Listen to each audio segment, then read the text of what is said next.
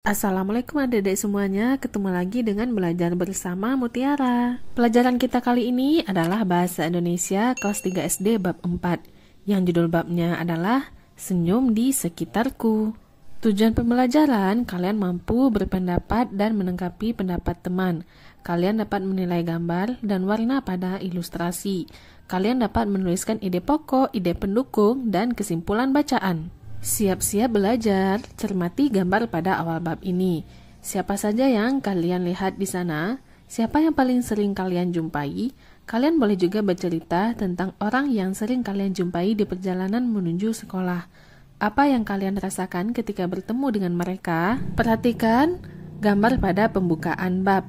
Terlihat banyak sekali profesi yang berbeda-beda yang sering kita temui. Dan ketika kamu menuju sekolah, kamu juga pasti menemui beberapa profesi orang dewasa. Nah, kira-kira nanti sudah besar kamu ingin jadi apa?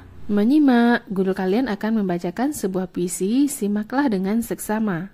Judul puisinya adalah Senyum Ayahku. Ayah selalu bangun pagi. Setelah bersiap-siap, dia berjalan tanpa henti. Dengan sigap, aku berlari mengikuti. Di sawah, kami saling bantu.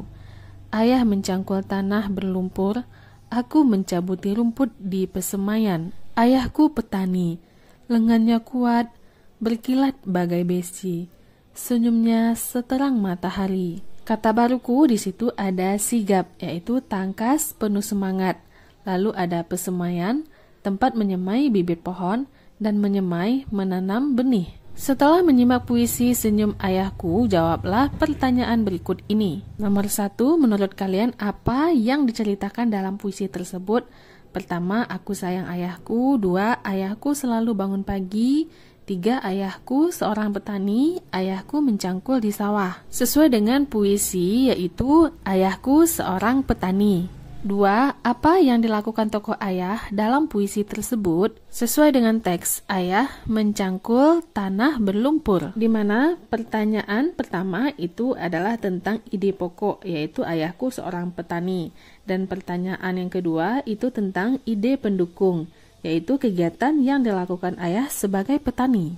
Menurut kalian, bagaimana perasaan tokoh aku dalam puisi tersebut? Sebutkan alasannya. Sesuai dengan puisi, tokoh aku bangga mempunyai ayah seorang petani karena lengannya kuat bagai besi, senyumnya secerah matahari. Menurut kalian, mengapa tokoh aku berkata senyumnya seterang matahari? Karena matahari menyinari kehidupan.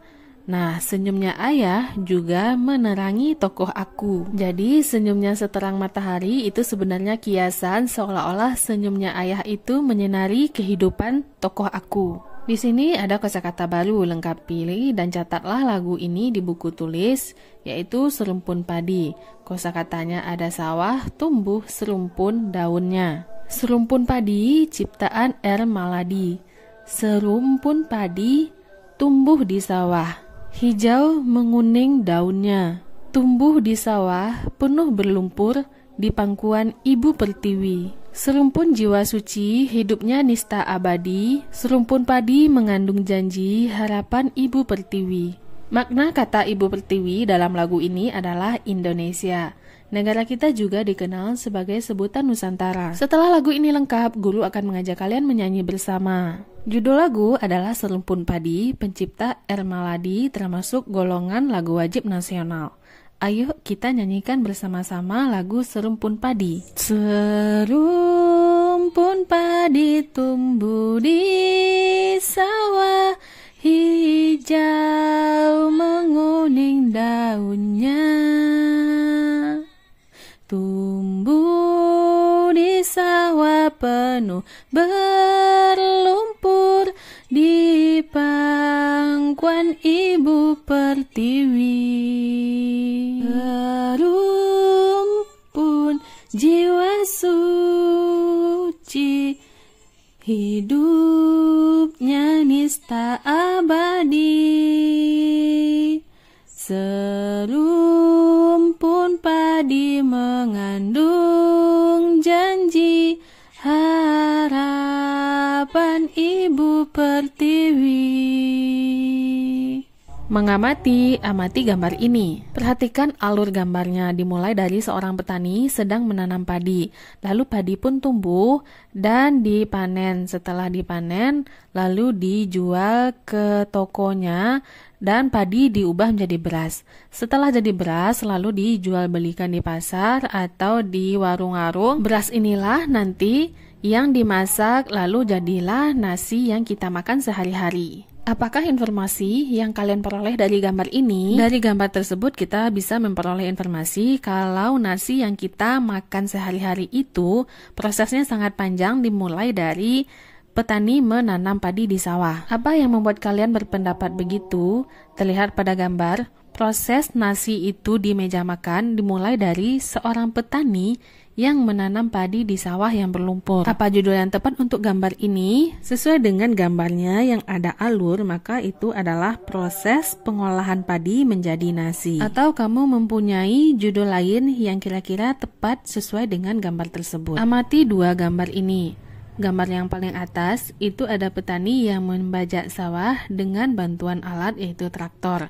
Dan gambar kedua ada petani yang membajak sawah masih menggunakan kerbau. Bekerjalah dalam kelompok dan berdiskusilah dengan teman-teman. Apa perbedaan dua gambar petani tersebut? Nah, ada dua perbedaan ya. Gambar yang pertama membajak sawah dengan traktor, gambar kedua membajak sawah dengan kerbau. Menurut kalian, apa kelebihan dan kekurangan masing-masing petani tersebut? Nah, kira-kira apa ya? Sepertinya kalau yang dengan traktor itu lebih cepat tapi memakan biaya banyak. Sedangkan dengan kerbau itu kerjanya lebih lama tapi biayanya sedikit. Berikan alasannya. Nah, kalau biasanya ingin lebih cepat itu akan mengeluarkan biaya yang lebih mahal. Begitupun sebaliknya. Lalu apakah para petani itu terlihat bahagia? Jelas ya, terlihat dari senyuman mereka terlihat bahagia. Lalu sampaikan alasan kalian. Kalian berpendapat dan menanggapi pendapat teman tentang perbedaan gambar. Bacalah cerita di bawah ini dengan seksama. Judulnya Senyum di Pasar. Di pasar, orang-orang bergerak. Ada yang memanggul karung berisi lobak, ada pula yang mendorong gerobak. Penjual menawarkan aneka sayuran. Pembeli berdesakan memilih ikan. Pedagang menjajakan makanan. Semua punya urusan yang berbeda. Meski begitu, senyum mereka sama cerahnya. Kata baruku ada memanggul, yaitu membawa sesuatu di atas bahu. Menjajakan, menjual barang dagangan dengan dibawa berkeliling. Saatnya bermain peran, bekerjalah dalam kelompok. Peragakan suasana yang digambarkan dalam cerita Senyum di Pasar. Penonton mengamati apakah akting pemeran sudah sesuai. Para pemeran yaitu orang yang memanggul karung. Kamu bisa ganti karungnya dengan tas. Lalu ada orang yang mendorong gerobak. Gerobaknya juga bisa kamu ganti dengan meja. Ada penjual yang menawarkan sayuran. Sayurannya bisa diganti dengan gambar sayuran lalu kamu bersorak sayur, sayur. Beberapa orang yang memilih ikan. Ikannya juga ikan yang ada di gambar. Orang yang menjajakan makanan. Bisa pakai kardus lalu kamu bersorak kue, kue. Lalu ada pula judul cerita yang mengarahkan si pemeran ini sesuai dengan alurnya. Salah satu tugas judul cerita adalah mengingatkan, mohon penonton tenang, terima kasih. Naskah yang dibacakan oleh judul cerita adalah teks Senyum di Pasar. Susunlah kata-kata di bawah ini menjadi kalimat yang tepat. Perhatikan penggunaan tanda baca dan huruf kapitalnya, lalu salin ke dalam buku tulis kalian. Judulnya adalah Ikut Berbelanja ke Pasar. Di bawah ini ada kata-kata acak. Hal pertama yang harus kamu lakukan, kamu baca dulu kata acaknya. Contoh nomor 1, hari lagi memasak sekolah, 2, ada acara di. Nah, dengan begitu kamu bisa terpikirkan apa ya kata pertamanya. Nomor 1 itu adalah 2 hari lagi ada acara memasak di sekolah. Nomor 2, hari ini aku diantar kakakku pergi ke pasar. Nomor 3, aku dan kakakku berangkat naik sepeda. 4, tiba-tiba aku merasa ada yang kulupakan. 5, apa yang seharusnya aku bawa? 6, aduh, aku lupa membawa kantung belanja. Mengamati, judulnya Pasar Swalayan. Ini pasar swalayan. Semua barang ditata di rak sesuai urutan.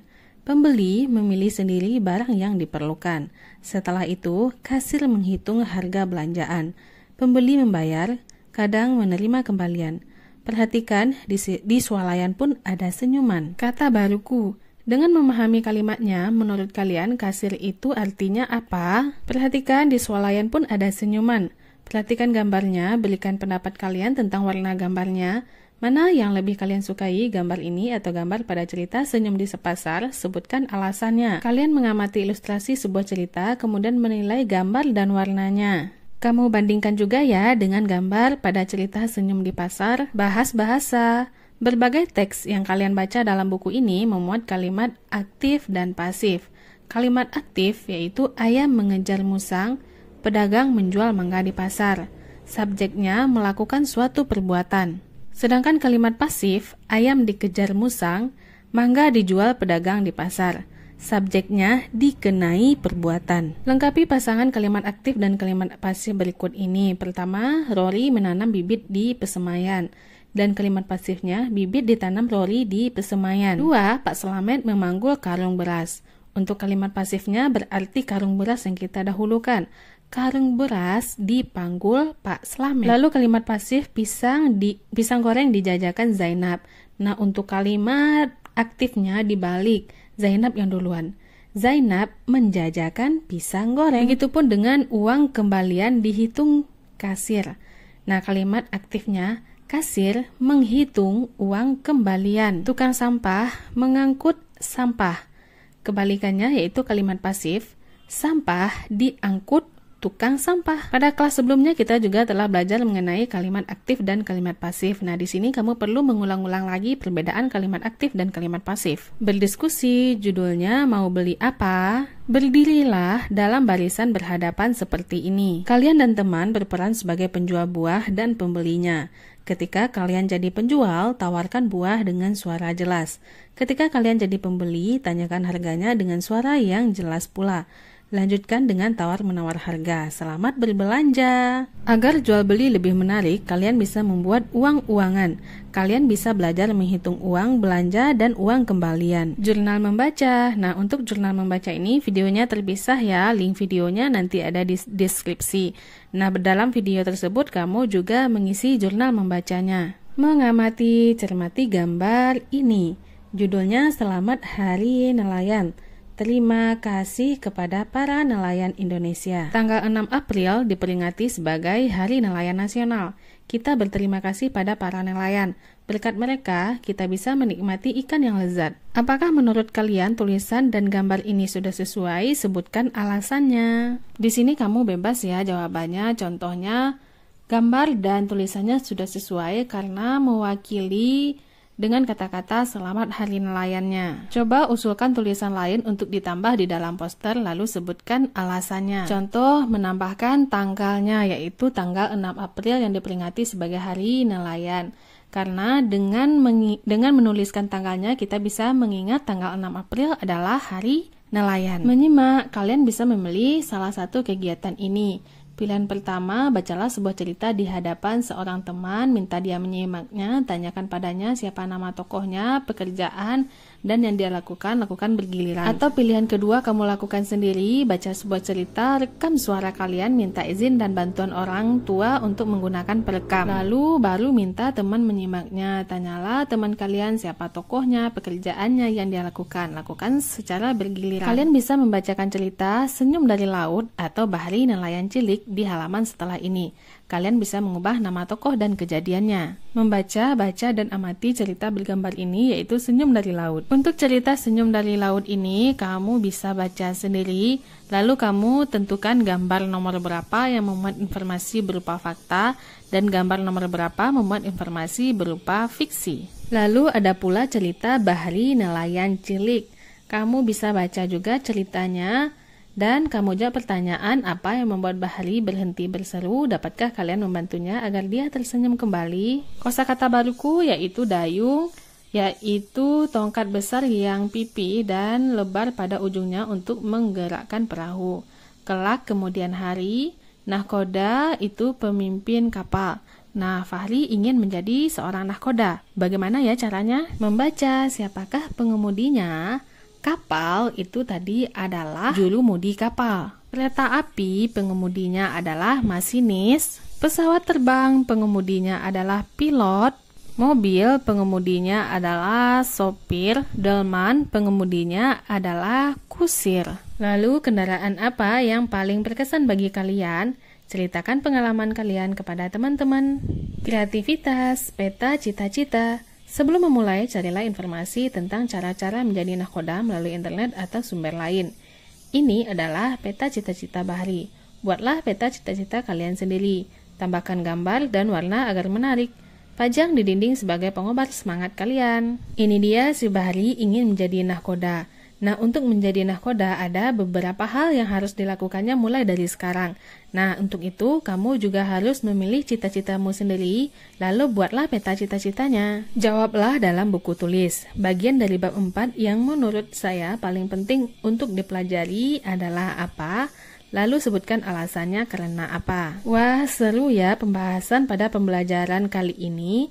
Nantikan pembelajaran-pembelajaran selanjutnya masih pada channel ini, Belajar Bersama Mutiara. Terima kasih bagi adik-adik yang sudah menonton. Mohon maaf apabila banyak salah. Terima kasih atas perhatiannya. Assalamualaikum.